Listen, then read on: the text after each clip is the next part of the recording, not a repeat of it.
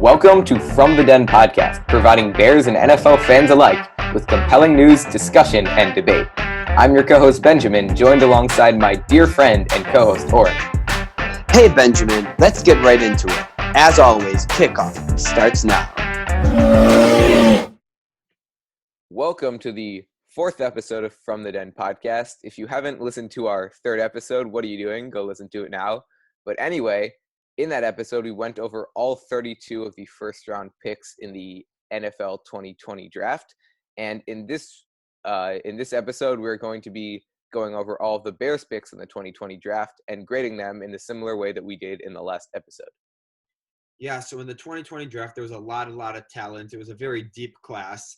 And the Bears, even though they didn't have a first-round pick, a third-round pick, a fourth-round pick, and they ended up trading away their sixth-round pick, they still got some pretty good talent that helps their team. But was that talent the best that they could have got? We'll discuss all of that with some bonus questions at the end. All right, starting with round 2, pick 43, the Bears selected Kmet, a tight end out of Notre Dame. Oren, tell me your thoughts on this pick. So I like this pick. The only concern I would have is that the Bears currently have 10 tight ends, which is a ridiculous amount.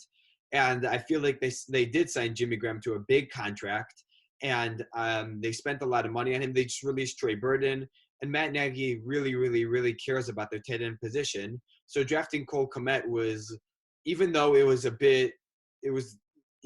Matt Nagy and Ryan Pace may have reached a bit to get him, and even though tight end isn't the biggest need that they have on their team, they still went to get him because the whole Matt Nagy offense revolves around him. Kmet, in my opinion, was the best tight end in this year's draft.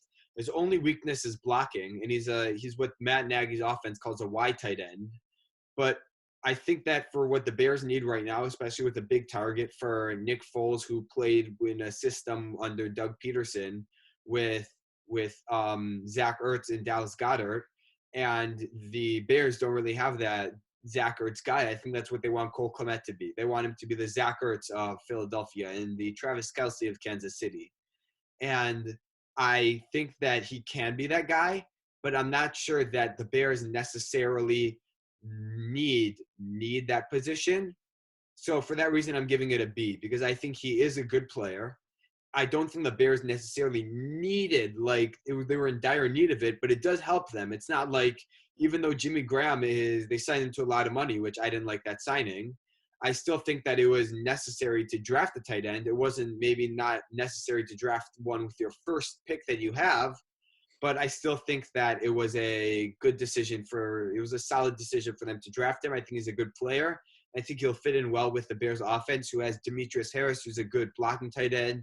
Jimmy Graham was more of a red zone threat, and Kmet, who they're trying to shape into a really good all-around tight end.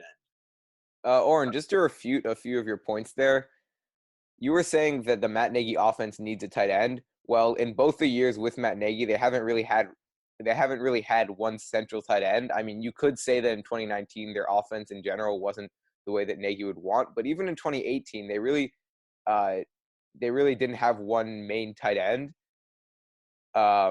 There was some good tight end play, but it wasn't top notch or anything like that. As for my opinion on Kmet, well, as I went over in episode 3, the 3 main factors that go into me deciding how good or bad a pick was is the player's talent overall, the player's value, like if they could have picked them way lower or way higher, and finally, if the position that the team selected is a necessity to this team.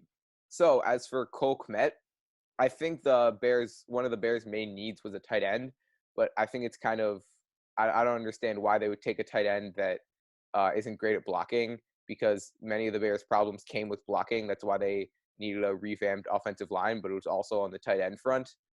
You look at Adam Shaheen, he wasn't a great pass catcher, but he also really struggled in the blocking part. So while I do like Kmet, I really think he needs to improve on the blocking to become a great part of this Bears offense. That's why I gave this pick a B. I still do like that the Bears selected a tight end, but I'm not sure they needed to do it with their very first overall pick, and it shows that they're not very committed to Kmet specifically, and that they have 10 other guys. Yeah, so especially with the Bears' first pick, that's I get it's not in the first round, but for them, that is their first round pick. And usually you want to spend your first round pick on a position where you're in a dire need. But for the Bears, even though they have a solid amount of tight ends on their team, and the tight ends may not be top tier tight ends on their team, but they're still solid tight ends. I think that the reason they got it is because, yes, you said that Matt Nagy hasn't had great tight ends, but his goal, he wants great tight ends. If you look at every single Andy Reid offense, Travis Kelce in Kansas City, like I said earlier, Zach Ertz and Dallas Goedert in Philadelphia. And the reason that they signed Troy Burton to such a big contract because they wanted that tight end and he didn't produce. The reason that they kept on to Adam Sheen for so long is because they wanted that tight end. The reason that they signed Jimmy Graham and they have 10 tight ends right now is because they need that tight end. Also, what's even weirder is one could say either Cole Kmet or Jimmy Graham are the two probably primary tight ends on the Bears offense right now, but both of them seem to struggle with blocking. It doesn't make sense to me why the Bears would sign a guy like Jimmy Graham, who's not very great at blocking, and then go on to pick Cole Kmet instead of a tight end who more focuses on blocking. I don't understand why they needed to take two of those same guys. Yeah, I'm not 100% on board with the Jimmy Graham signing. As a matter of fact, I'm not at all on board with it. But I think that the Cole Kmet pick, I like it just for the fact that I think he brings a great amount of upside to the team. And I think that if you look at a Matt Nagy offense, the utilization of a tight end really opens up the offense. And I agree that offensive line is a big need for the Bears and a big reason, a very, very big reason why they didn't do well last year is because of offensive line. But I would say that the most important position in the Matt Nagy offense, besides for a quarterback, because quarterback's the most important position in any offense, is tight end. Because the whole offense revolves around the tight end. Okay. And I get that the Bears signed Jimmy Graham, who I said the fifth time, but I don't like him.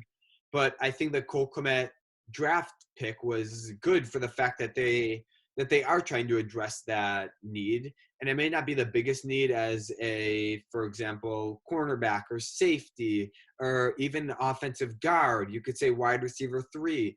Any of those, they weren't as big of a need as they were bigger of a need than tight end. But I still think that Cole Kmet was a good pick. And that's the reason why I give it a B. Yeah, in retrospect, what I said, at least it's more improved by that the Bears did go on to draft a lot of linemen. So it makes up for the bad blocking that Cole Kmet may have, it makes up for in all the other good blockers that they drafted, basically.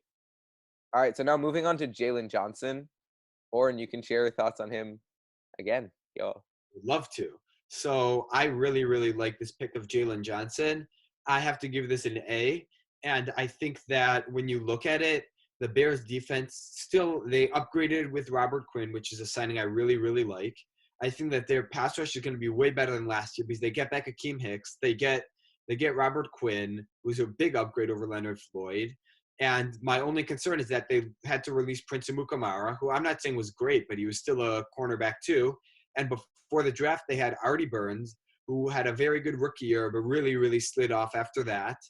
They had Trey Roberson, who was a CFL player. And, I mean, he was one of the best players in the CFL, but the CFL is a completely different league than the NFL. And they had Kevin Tolliver, who was an undrafted rookie 2 years ago in 2018. He replaced Prince Amukamara when he was hurt with a hamstring injury for a few games and played well. So I think that was a good position it wasn't amazing, but at least they had competition there. And the safety position, it felt like they only have really Deion Bush and Jordan Lucas. And neither of them are really amazing players. And I think that before the draft, the cornerback position was a more filled. They had better players at that position than safety. But I really, really, really like the Jaylen Johnson drafting. I really like the pick of Jaylen Johnson. There's some really crazy stats that I read. He played in 1,256 coverage snaps, but only allowed 3 touchdowns. He had an average of 24.1% completion percentage allowed on targets that are 10-plus air yards. And he was targeted 65 times. He allowed 29 catches for 319 yards, 1 touchdown, 2 interceptions, 6 passes deflected, 52 passer rating on 438 coverage snaps. So I really, really, really think that this is a steal for the Bears. I think he's a great player. And all of this, most of those stats come, well, he had a torn labrum, He had something wrong with his shoulder that whole year. So imagine how elite he could have been if he didn't have that shoulder injury. I think that his potential, I get that college is different, and dominating in college doesn't mean you'll dominate in the NFL, but he would have done better. And that's what makes me so happy and optimistic about this pick, is that when he was not at his full potential, he still played great. And also, every single year when he played at Utah, he kept getting better and better and better. That's what makes me the most optimistic, because a healthy Jaylen Johnson, who comes getting improved every year, that really scares me. And him getting paired up with Kyle Fuller, I think if he pans out like what I expect him to do, they could be the best 1-2 cornerback duo in the NFL. Wow, that's a excuse me. Wow, that's a bold statement you made there. Yeah, But I agree with you. really like the pick. I also gave Jaylen Johnson an A, or I gave this pick an A. But just to refute one thing that you said at the end there about him having an injury in his last season and how good he could be when he was playing at his full potential, I don't really like that argument, because I think that him having an injury is more of a warning sign to be injury prone than anything else. That argument was made with Anthony Miller, and he really didn't play that great in 2020. So I don't really like that argument in general. But as for the player Jaylen Johnson, I really do like this pick. I think the Bears took him at the right time. He was supposed to go around there, so he was good for value. I do like his talent. As you mentioned, the statistics that you said just prove how talented of a player he really is. And one of the Bears' biggest needs, if not their biggest need going into this draft, was cornerback. So it makes sense that they take a guy like Jaylen Johnson high, or at pick 2. And to add to what I said about Jaylen Johnson earlier, I believe he would have been a first-round pick if not for his injuries. And I get that his injuries are a big part, because he's had a few shoulder injuries, which is, I mean, shoulder injuries are not like torn ACL or a concussion or something like that are really, really serious. But if you have multiple of them, they can be a big concern. But also what makes me happy about this pick is that even if, let's say, Jaylen Johnson gets hurt, which I hope never happens, but even if he does, they have a really, really, really good rotation of cornerbacks, which I talked about earlier. Trey Roberson, Kevin Tolliver, Artie Burns. They're all very, very, I would say they're Well, yeah, very, if you're making that statement, then you could say, then why do the Bears take a guy like Jaylen Johnson this early anyway? If they have all that other good rotation, why would they need to take a cornerback? I agree. And also with that pick, there were some good safeties available, but I think that they thought really, really highly of him, and so do I. And I think that this pick was a really, really good pick. So when you look at the 2 second-round picks, who do you think is going to have more of an impact on the Bears team throughout their whole career? Throughout their whole career. Well, there's a case to be made for both players. For Cole Kmet, while he is in this offense with 10 tight ends right now, it might be hard for him to emerge as a threat. But once he does emerge, and if he does emerge, then he could really have a large impact on the Bears organization, on the Bears team. I could really see that. And as for Jaylen Johnson, the same thing can be said. I could see him being plugged in and played in a few years. It might take him some time, because the Bears do have more depth in cornerback right now than some other positions. But like you were saying, him and Kyle Fuller could be one of the best 1-2 threats in the league once that does happen. But for what I can see realistically, I would say Jaylen Johnson, just because I always have more faith in Bears defenses than Bears offenses. So I have more faith that a defensive player will be impactful than an offensive player. Not taking anything away from Cole Kmet, just taking away from the Bears offense in general. So I actually, surprisingly, even though I talk so much about how I love Jaylen Johnson, I think Cole Kmet will have a bigger impact throughout his career. And I think that's because of how important the tight end position is. Let's start with Jaylen Johnson. I think he's going to be a really, really, really great player. But in the Bears defense with so many stars and so many great players, your stats are obviously going to decline versus being on a team where Jaylen Johnson, hopefully at his prime, will be able to be a cornerback 1 at a different team. But on the Bears, he'll probably be a cornerback 2, with Kyle Fuller being the cornerback 1. And I think that him not being able to be the cornerback 1 will affect his stats and the way he plays. And I still think he's going to be playing at an elite level, but I think it'll be harder for his stats and his people to really recognize him because how overshadowed he'll be. And I think Cole Kmet, especially the Bears offense that needs tight end, is going to utilize it a lot more this year. A Bears offense that there aren't as many stars, where he'll get more of the stats he'll get more attention than Jaylen Johnson. I think that's why he'll end his career being more productive than Cole Kmet. When you look at productivity, you can look at it two ways. I look at it as how well you've done in your whole career, stats and productivity and all of that combined.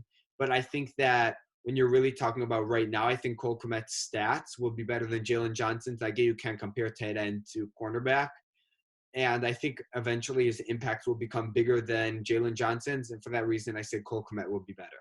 One thing to add about why I picked Jaylen Johnson, or just kind of knocking on the Bears' decision-making for tight ends, the last tight end that the Bears drafted, and it was in the second round, was was Adam Shaheen, and that didn't pan out too well. Well, the Bears would like to have a tight end involved in this offense. Again, I trust the Bears on defense more than I do on offense, and that's why I picked Jaylen Johnson. If you enjoyed this episode of From the Den, please remember to subscribe, comment, and like this video. Or, if you're a Packers fan, remember to dislike and leave a nasty comment. Click the links on the screen to access additional content.